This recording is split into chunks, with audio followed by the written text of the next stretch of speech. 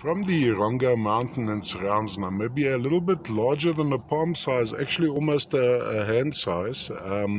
Smoky quartz crystal with a dollop of highlight opal across that side. Let me just zoom in a little bit closer. It is actually crystalline on closer inspection. We'll get there in a minute. What we have on that opal would be the daytime fluorescence. I think you may be able to see some of it here. And of course, under shortwave UV light, it fluoresces a bright green.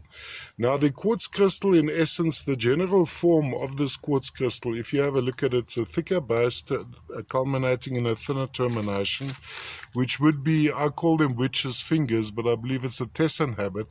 Then what it's got a slight coating of iron, hematite, busy oxidizing, going into goethite, sitting across the top of the smoky quartz crystal. Of course, with a jeweler's light, if you shine through this quartz crystal, it is actually see-through.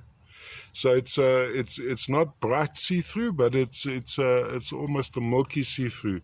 There's a little bit of the highlight opal as well on that termination. So if you have it under a shortwave UV rig, you'll have a little bit of a glow coming from that side, and of course from this edge over here. And then maybe from some of those sections too. Let's have a look at the matrix of this piece. Okay, this was not a floater. A lot of these, like this section, would be self-healing or recrystallization happening there. So very, very interesting from a quartz crystallographic point of view too.